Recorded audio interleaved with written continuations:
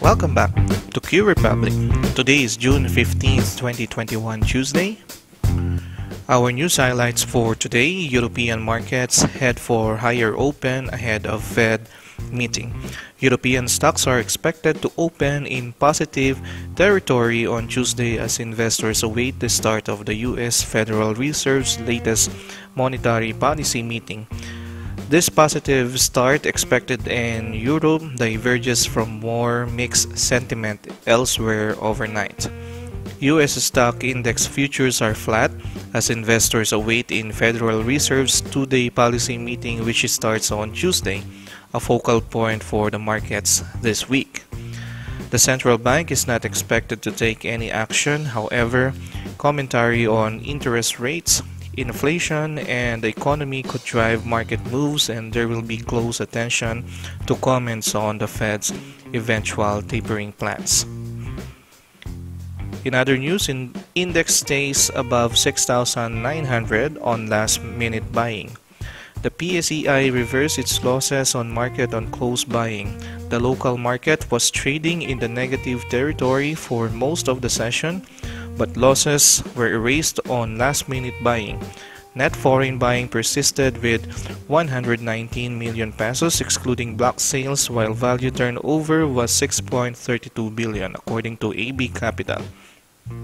With the arrival of more vaccines, along with chatters of further easing of business restrictions, particularly in NCR, expect investor sentiment to remain upbeat going forward, more so with the support of foreign buying. Nonetheless, it is unrealistic to expect the market to go up unhampered. Thus, as also noted last week, anticipate some profit taking, but consider taking advantage of price declines to accumulate for long-term positions, according to Call Financial. For our PSEi today, we close at 6,976. Meron po tayong additional gain na 0.86%. So after po ng ating pag-pullback kahapon, naka-recover po tayo and tuloy-tuloy pa rin po yung ating momentum. So maganda pa rin po yung pattern na nakikita natin, and we are still trading above the moving average 9, and makikita po natin na easy na lang po tayo makaakyat ulit dito sa ating 7,000 level, since nandito na nga po tayo sa ating gateway dito banda sa ating 6,900. So more likely by tomorrow or the day after tomorrow, itatouch po natin tong 7,000 hanggang 7,100.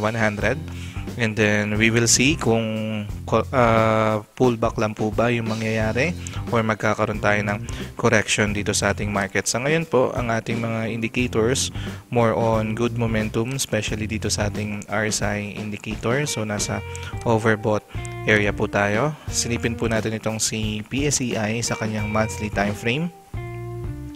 Sa kanyang monthly, meron po tayong binabantayan na short term na uptrend channel. Well, actually, nag-start pa po ito noong April 2020. So far, nakikita natin na nire-respect siya ng ating market. So, meron tayo ditong uptrend channel, and then nakikita natin na probably ito yung ating major resistance na ma-observe dito sa ating PSEi dito sa may 7,100.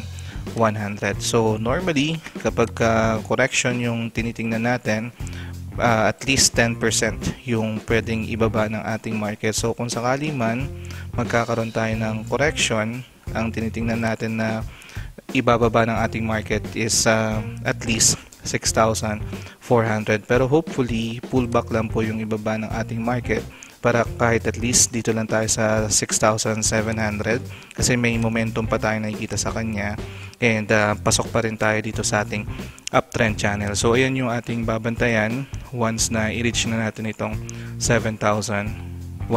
So yung major concern na market around the globe is yung inflation pa rin. So maraming noise regarding inflation, and sabi nga po sa ating news, pwede siyang maka-affect sa takbo ng ating market. Pero locally naman, sabi sa ating news na pwede pa rin magtuloy-tuloy yung pagtaas sa ating market, pero mag-iingat lang nga daw po tayo dito sa ating profit taking area kasi hindi pwedeng tuloy-tuloy lang po sa pagtaas. So ito yung tinitingnan natin na major profit taking area, pero sa mga news naman natin, meron na tayong vaccination program, tuloy-tuloy lang siya. And then yun nga na yung GCQ natin, although may restrictions pa rin, is nababawasan na yung mga or nag-o-open na yung ating economy paunti-unti. So positive pa rin naman po yung dating ng ating news. So positive pa rin tayo makatawid sa 7,000 level. So ayan po yung ating mga babantayan. At ang mga stocks na re-review naman po natin for today, these are AC Energy, Merrimart, dito CME, Mega World, Ayala Land, MWIDE, DDMPR, PSEi, and CLI. Sa mga bago pong nanonood ng video na ito, I'm inviting you to please subscribe on this channel para maging updated po kayo sa mga bagong videos na nilalabas po natin, particularly sa mga news at insights na binibigay po natin sa ating mga stocks. Like and share this video as well para mapagbigay insights din po tayo sa iba. And also, before we start, I would just like to say thank you and acknowledge the following people. Thank you, Ruel Daneo. Nasundan pa po ang good start natin kahapon, and hopefully hindi makapag-drag down ng price itong si PSEi regarding with the inflation noise na nakikita po natin sa ating mga news. So sana healthy pullback lang tayo pagdating natin sa 7,000 levels. Keep safe po dyan sa Riyadh, Saudi. Thank you, TGBTG. Thank you, Benedict Joseph Calaw Coronel, sa auto-like natin, and hopefully makapag-auto-like din po lahat ng viewers natin para mas ma-promote pa ni YouTube ang ating channel. Thank you, Edna Aquino, and congrats po for executing your trading plan accordingly. Kumbaga, nasabay po natin siya sa takbo ng market sentiment. More gains to come po. Thank you, Maribel Igne. Thank you, Ayan, sa pag-spare ng time sa market video natin. Keep safe po dyan sa France, and hopefully mas ma-maximize pa natin yung time natin dyan to become more efficient sa buhay. Thank you, ZF4EK from Kubar, Saudi. Tama po kayo sa speculation sa pag-pullback ng market natin kahapon, and mas maka-look forward tayo ngayon sa 7,000 level. More gains to come, sir. Thank you, Clarito Aleja. Thank you, Go Go Go Healthy Life. Congrats po sa mga green natin sa ating portfolio. More gains to come, sir. And keep safe po dyan sa Thailand. Thank you, Wilson Ong. Thank you, Dan Jimenez. Thank you, LR Fontamillas. Mukhang dediretso pa tayo sa 7,000 level. Then observe natin kung healthy pullback or correction yung gagawin ng ating market. Keep safe po dyan sa Bologna, Italy. At sa lahat po ng mga nanonood ng video natin today, maraming salamat po sa inyong oras. Keep safe po palagi and have a nice day. AC Energy closed at 8.34. May continuation po tayo ng ating pagtaas at mas tumaas pa po siya today, 4.25%. Meron din po tayong good support coming from foreign investors, 8.16 million. And as what we can see, after po natin i-breakdown itong 8 peso area noong January 6, 2021, na-breakout na po natin yan. So ito na po yung ating magandang support ngayon, 8.06. We still have a good momentum. We are still trading above moving average 9, and may kita rin po natin yan dito sa ating mga indicators. So maganda pa po yung momentum ni AC Energy. We can still hold our shares, and ito pa rin po yung nakikita nating maximum na profit taking area dito kay AC Energy, 10 peso area. So manipis na lang naman yan. So kung magtutuloy-tuloy pa yung ating momentum, possible naman ma-reach natin yan 10 peso area, and then we will see kung ano magiging reaction ng ating market upon reaching itong 9.80 to 10 peso area, kung mag-healthy pullback lang po ba tayo or magko-correction. Sa ngayon po, kada pullback ng AC Energy, pwede tayong mag-accumulate ng shares habang meron tayong maganda momentum, then pwede lang natin i-hold muna itong si AC Energy. So check nyo po maigi yung magiging options natin for AC Energy. Merrimart closed at 4.27. Meron po tayong pagbaba today na 5.53% and net foreign selling din na 528,000. So kung titingnan po natin, dalawang araw na po tayong nag-gap down dito kay Merrimart. After po yan natin na ma-reach itong 4.90 or near 5 peso area. So kung i-measure po natin yan, meron na po tayong downside na 13%. So nagko-correct po tayo dito kay Merrimart currently, and yung possible na maging galaw ni Merrimart by tomorrow, since medyo malayo tayo sa ating moving average 9 dito sa ating purple line, is possible tayo magkaroon ng pag-bounce play by tomorrow. So hindi pa rin naman natin speculate na mabi-breakout natin tong 4.50 kasi malakas pa yung ating resistance, and possible that along the way by next week pwede pa tayong bumaba dito sa ating 4 peso area. So by tomorrow or the day after tomorrow pwede tayong magkaroon ng bounce play. So sa mga gustong umexit, ayun yung pagkakataon natin umexit by tomorrow, kasi dito sa ating weekly talaga may kita natin na downtrend pa rin tayo dito kay Merrimart. Nagre-resist pa rin po tayo dito sa ating moving average 9, pero kung matatandaan po natin, after po natin nag-low noong May 17, 2021 week, dyan na po tayo nakabawi kay Merrimart. So we don't know, baka kailangan nang ulit bumaba siya sa 4 peso area and then magkaroon tayo ng pag-bounce ulit sa kanya, or more likely baka meron tayong sideways na ginagalaw dito kay Merrimart. So ang pinaka tinitingnan nating support ngayon is dito sa may 3.80, and kapag na-breakdown yan, so ibig sabihin downtrend pa rin talaga si Merrimart and pwede pa tayong mag-go below 3.50 area. So ngayon po ang tinitingnan natin is possible correction lang muna. We have a choice na pwede tayong mag-hold muna ng ating mga shares just in case. Yung pinaka-support na tinitingnan natin is dito banda sa may 3.90 area. Pag na-breakdown pa yan, then baka bumaba pa tayo sa 3.50. Pero again, nasa magandang area pa rin naman itong si Merrimart, kasi prior the pandemic, around 6 peso na tayo nagtitrade. So we will see kung i-breakdown pa niya itong 3.50 area, kasi sa ngayon mahina po yung momentum and support ng ating market. So check niyo po maigi yung magiging options natin for Merrimart. Dito CME closed at 9.30, meron po tayong pagbaba na 1.17%, and meron din po tayong net foreign buying today na 508,000. Kung titingnan po natin itong chart ni dito CME, after po nating ma-breakdown itong 10 peso area noong May 4, 2021, nire-attempt po natin siyang i-breakout noong May 19th, 2021, pero may kita natin na matindi pa rin yung resistance natin dito sa may 9.90 area. So nag-breakdown po ulit tayo dyan, or nag-pullback po ulit tayo dyan, and then ngayon nag-re-attempt po tayo noong June 2, pero hindi pa rin po kinakaya. Pero may kita natin, kada attempt po natin na i-breakout itong 9.90 area, nagkakaroon naman tayo ng lows, ng higher low. So unang low natin is 7.80, pangalawang low natin is 8.70. So hopefully ito na yung ating maging pangatlong low around 9.30. Kung hindi man, dito banda sa may 9 peso area, consider pa rin yung low from a higher low from 8.70 area. So apparently pullback to correction yung nakikita natin dito kay dito CME, and maximum na low na tinitingnan po natin is dito banda sa ating moving average 200 sa may 9 peso area. So unfortunately wala tayong makikitang magandang galaw ngayon kay dito CME. More on accumulating shares yung pwede nating ma-speculate kay dito CME, and we will see, and nasa 60 to 70% naman na dito tayo magkakaroon ng pag-bounce ulit kay dito CME para i-re-attempt i-breakout itong 9.90 area. So check nyo po maigi ang magiging options natin for dito CME.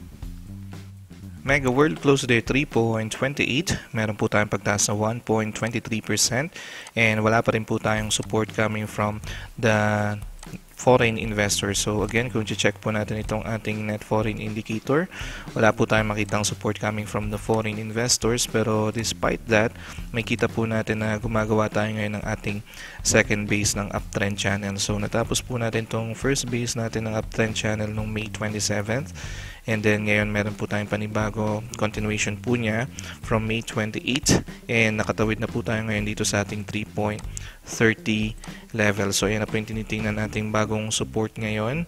And currently, pwede po natin masabing TP area na pwedeng pinakamataas na area dito kay MegaWorld is dito banda sa may 4 peso area. So kung nagpabalak pa lang po tayo pumasok dito kay MegaWorld from this area, depending po sa trading plan natin, 3.80, meron na tayong 15%. And kapag sa 4 peso area, meron ka pa po diyang asahan na 20% kay MegaWorld. So sa ngayon po, aside sa 3 pesos na major support natin, naitawid na po natin siya dito sa may 3.30 area, and yun nga po, meron tayong magandang uptrend channel. So good to invest pa rin naman itong si MegaWorld sa ngayon, kahit wala po tayong support coming from the foreign investors, and meron tayo ditong uptrend channel na ino-observe sa kanya. And normally, kapag magkaroon siya ng volatility, pwede niyang i-breakout yung uptrend channel immediately and then magpunta siya dito sa may 3.60 area. So yun yung mga iiwasan nating move. So as much as possible, kapag maliliit pa lang yung galaw ni MegaWorld sa ngayon, pwede na tayong mag-accumulate ng shares para hindi tayo maiwanan just in case bombahin siya ng ating mga insti. So very good move pa rin po. Uptrend channel, meron tayong good momentum despite na wala tayong support coming from foreign investors. So check niyo po maigi magiging options natin for MegaWorld. Ayala Land close today at 37.10. Meron po tayong pag-bounce ng 0.13% and net foreign selling na 24.20 million. So kung ikukumpara po natin yung net foreign indicator ni Ayala Land versus MegaWorld, kay Ayala Land may mga pumapasok-pasok pa po na buying starting noong May 27. Diyan din po tayo nagkaroon ng parang magandang move sa kanya. So noong May 26, nag-trade na po tayo above moving average 9, and then May 27, maganda na po yung ating naging support coming from the foreign investors, and then stop lang po siya kahapon. Pero nakita naman natin ngayon na natitigil po yung kanyang selling pressure, and 24.20 million lang yung lumabas sa kanya today. Pero nevertheless, maganda pa rin po yung momentum ni Ayala Land. We are still trading above moving average 9, and we can still say na pullback pa rin po yung nangyari ngayon na 37.10. If we are looking for a TP area or strong resistance dito kay Ayala Land, dito po sa ating monthly time frame, may kita natin that from 38 to 40 pesos, ito yung matinding resistance natin. Pero meron naman tayong mga 70% na kakayanin nating mapuntahan itong 40 peso area, and then from this area possible na mag-pullback tayo or mag-correction. So ayan yung titingnan natin sa kanya. So again, ang TP or resistance area natin dito is starting dito sa may 38 to 40 peso area. So meron pa rin tayong momentum. Yung mga pullback na ganito, or especially kapag na-breakdown natin si moving average 9 or touch si moving average 20 dito banda sa may 35 peso area, maganda pa naman mag-accumulate ng shares, and there's still a possibility na i-reach natin itong 40 peso area. So we still have an option to hold on to our shares. So check niyo po maigi yung magiging options natin for Ayala Land. MWIDE closed today at 7 pesos. Same closing price po tayo kahapon. Meron po tayong selling today coming from foreign investors na 509,000. And kung titingnan naman po natin itong ating net foreign indicator, hindi po ganun kaganda yung support ng ating mga foreign investors sa ngayon dito kay MWIDE. Kung re-evaluate po natin itong ating chart, after po niyang mag-breakdown dito sa may 7 peso area noong March 5, 2021, hindi pa po tayo nakakapag-breakout dyan ulit.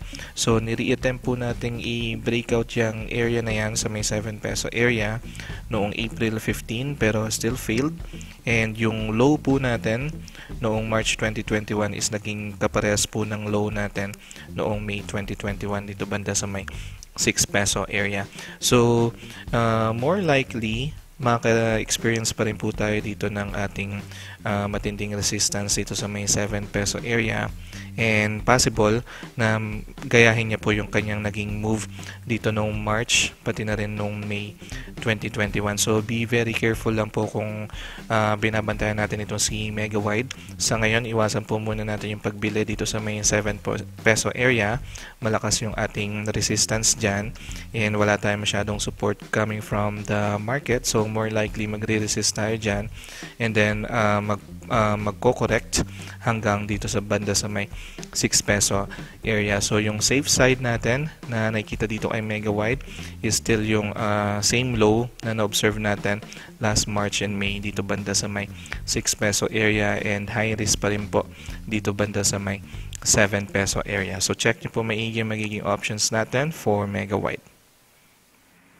DDMPR close today at 2 pesos. Meron po tayong pagtaas na 2.56% and net foreign selling na 23.66 million. So unahin po muna natin itong net foreign selling.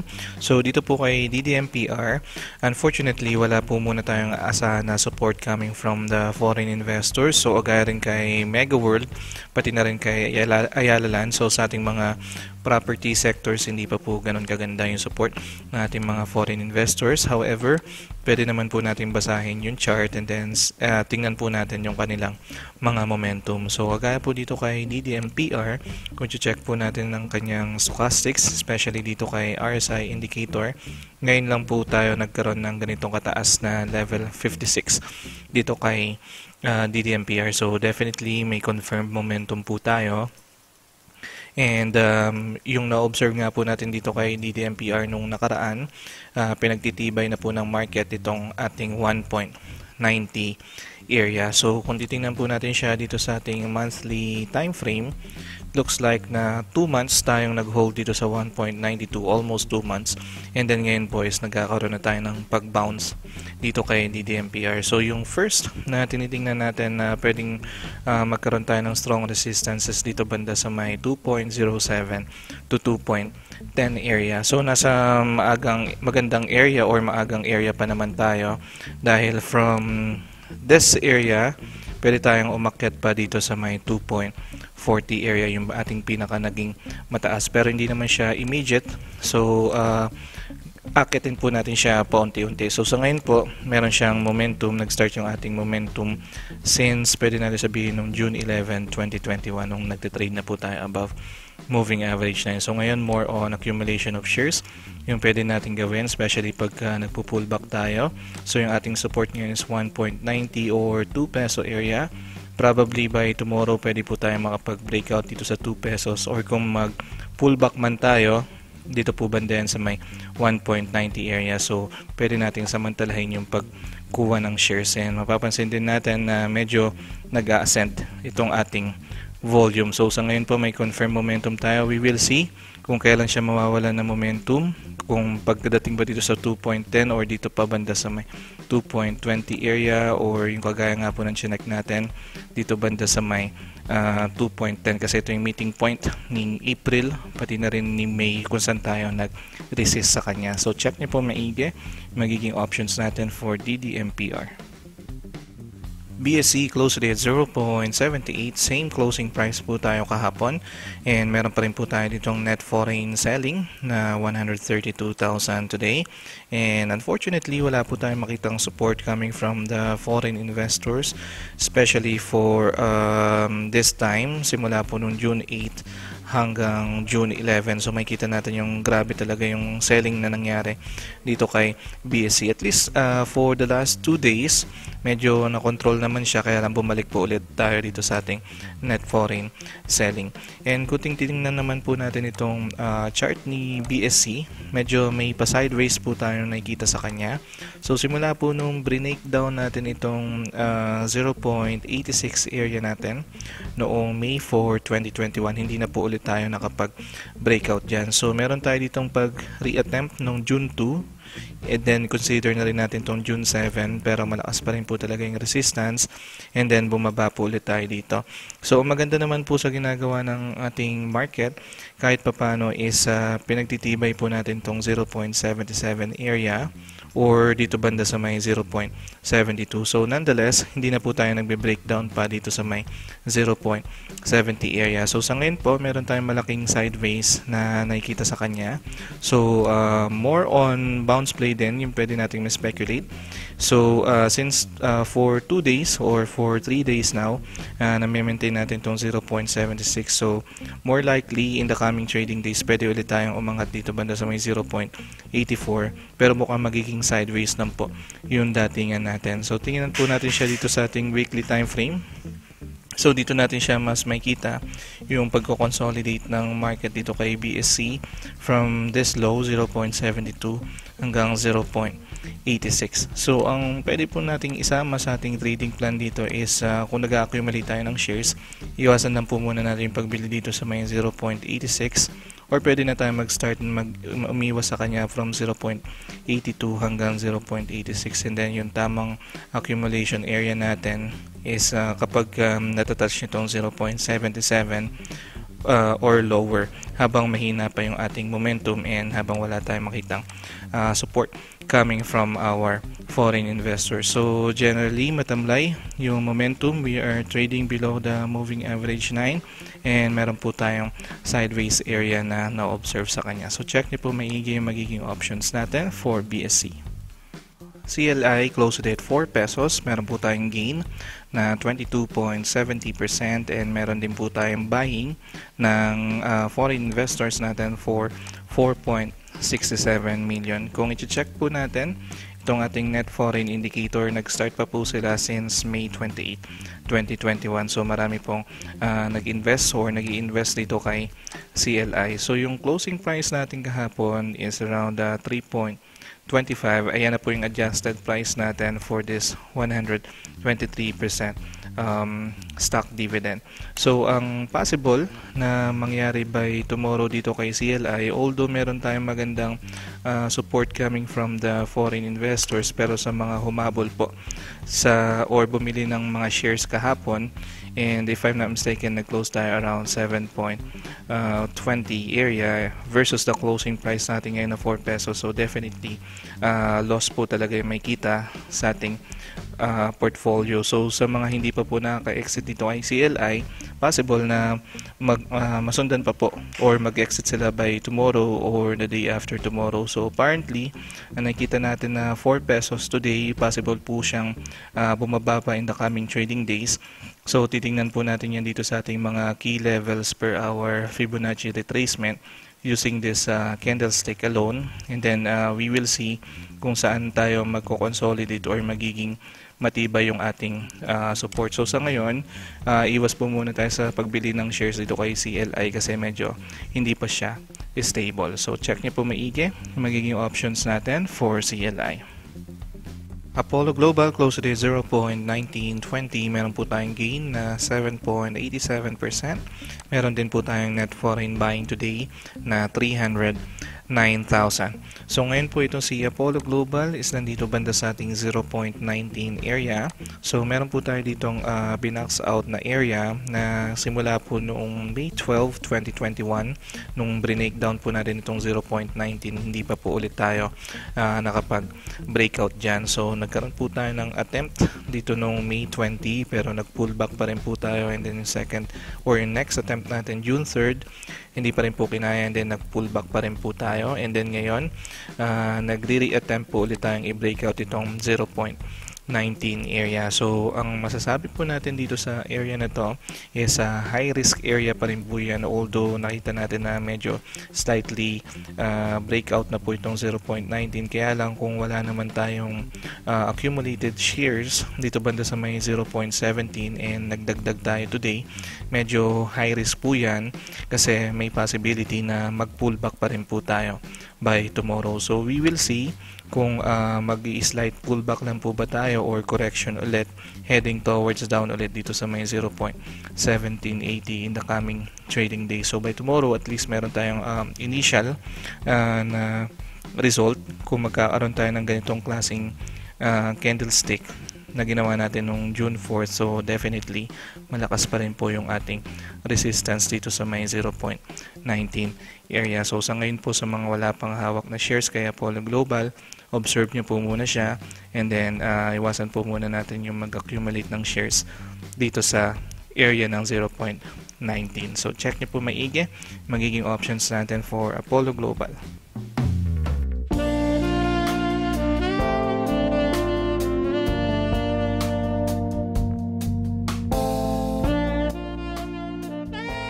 And that's it for today.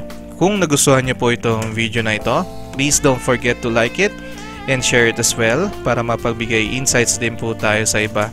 And also, kung meron po kayong additional information or thoughts dito sa review na to, comment nyo lang po yan para makatulong din po or makapagbigay information din po tayo sa iba. At sa inyo po na gustong magpa-review ng kanilang mga stocks, comment nyo lang din po yan para maisama po natin sa ating next session. And sa mga bago po nanonood ng video na ito, don't forget to subscribe para lagi po kayo maging updated sa mga bagong videos na nilalabas po natin. Maraming salamat po. I'll see you soon. QRepubliC.